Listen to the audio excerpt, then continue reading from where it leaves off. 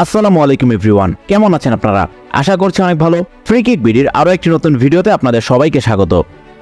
আপনারা নিশ্চয়ই জানেন, দীর্ঘ 6 মৌসুম পর অস্কার ব্রুজনের সঙ্গে সম্পর্ক ছিন্ন হয়েছে বাংলাদেশ চ্যাম্পিয়ন বসুন্ধরা কিংসের। পেশাদার লিগে বসুন্ধরা কিংসের যাত্রালগ্ন থেকেই কোচের দায়িত্বে ছিলেন তিনি। তার জায়গায় বসুন্ধরা কিংসের নতুন কোচের দায়িত্ব পেয়েছেন ভ্যালেরিও তিতা। দায়িত্ব পেয়েই বসুন্ধরা কিংস এবং বাংলাদেশের ফুটবলে অবদান রাখার আশাবাদ ব্যক্ত করেন অভিজ্ঞ এই কোচ। 58 বছর বয়সী এই রোমানিয়ান কোচের এশিয়ান ফুটবলে লম্বা সময় কাজ করার অভিজ্ঞতা রয়েছে।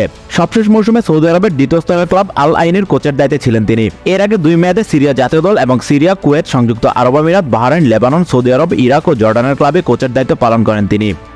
সিরিয়ান ক্লাব আল ইতিহাদ আলেপ্পোর হয়ে 2009-10 মৌসুমে এএফসি কাপে শিরোপা জয় করেন তিতা। এছাড়া 2বার লেবানিজ লিগ এবং 1বার লেবানিজ কাপে শিরোপা জয় করেন তিনি। তাই প্রোফাইল, অভিজ্ঞতা এবং সাফল্যের বিবেচনায় বেশ উঁচু মানের একজন কোচকে দেখা যাবে বসুন্ধরা কিংসের দায়িত্বে। এদিকে বসুন্ধরা কিংসের দায়িত্ব নিয়েই নিজের লক্ষ্যের কথা জানিয়েছেন ভ্যালেরিও তিতা। সদ্য সাবেক কোচ অস্কার ব্রুজন ঘরোয়া ফুটবলে সাফল্য পেলেও আন্তর্জাতিক অঙ্গনে প্রত্যাশা পূরণ করতে পারেননি। দায়িত্ব নেওয়ার পর সেদিকেই মূল লক্ষ্য তিতার। অনলাইন পোর্টাল বাংলা ট্রিবিউনকে দেওয়া সাক্ষাৎকারে নিজের লক্ষ্য সম্পর্কে তিনি বলেন, কিংস সম্পর্কে আমার ধারণা আছে। ক্লাবটি ঘরোয়া ফুটবলে অনেক ট্রফি জিতেছে। এখন আমার জন্য এটা বড় দায়িত্ব। এই ধারাবাহিকতা ধরে রাখতে হবে। পাশাপাশি মূল লক্ষ্য এএফসি কাপ। গেল কয়েক মৌসুম ধরে ঘরোয়া ফুটবলে বসুন্ধরা কিংসের একচ্ছত্র আধিপত্য, সেটা ধরে রাখার পাশাপাশি আন্তর্জাতিক অঙ্গনে ভালো করার চ্যালেঞ্জও রয়েছে। নতুন মৌসুমে নতুন দায়িত্বে সকল চ্যালেঞ্জের মোকাবেলা করতে প্রস্তুত অভিজ্ঞ এই কোচ। এই বিষয়ে তিনি বলেন, এটা আমার জন্য বড় চ্যালেঞ্জ, বড় আশার জায়গাও। কিংস দেশের বড় ক্লাব, তাদের নিয়ে প্রত্যাশা বেশি। তাদের জাতীয় দলের খেলোয়াড় আছে, পাশাপাশি উঁচু মানের বিদেশি খেলোয়াড়ও আছে।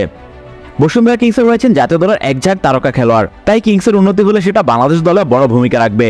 ভ্যালেরিও তিতা জানান, বসুন্ধরা কিংস এবং বাংলাদেশ ফুটবলের উন্নতিতে অবদান রাখার কথা। তিনি বলেন, বাংলাদেশের ফুটবল সম্পর্কে ধারণা আছে। আমি আশা করছি বাংলাদেশ ফুটবল উন্নতিতে অবদান রাখতে পারবো। আসলে দেখুন, আমি যখন সিরিয়ায় 2007 সালে প্রথম কাজ করতে যাই, সেখানে আমাকে একই প্রশ্ন করা হয়েছিল, কিন্তু সেদিকে আমি তাকাইনি। আমি সেখানে ফুটবল উন্নয়নে কাজ করে গেছি, কারণ কাজ করতে হলে তো পেছনে ফিরে তাকালে হবে না। ভ্যালেরিও তিতা সাধারণত দ্রুতগতির আক্রমণাত্মক ফুটবল খেলাতে পছন্দ করেন। তার সঙ্গে আপাতত 1 মৌসুমের জন্য চুক্তি বসুন্ধরা কিংসের। তার সঙ্গে ফিটনেস ট্রেনার হিসেবে তিউনিশিয়ান খলিল চাকরুন এবং সহকারী কোচ হিসেবে কাজ করবেন আরেক রোমানিয়ান ডরেল স্ট্রয়কা। এই মাসের শেষ দিকে নতুন কোচের সঙ্গে 2 সহকারীর বাংলাদেশে আসার কথা রয়েছে।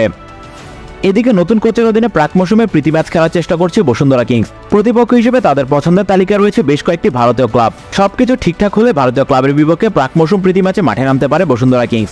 এবার দেখার পালা নতুন কোচের অধীনে আসছে মৌসুমে কেমন পারফরমেন্স উপহার দেয় বাংলাদেশ চ্যাম্পিয়নরা।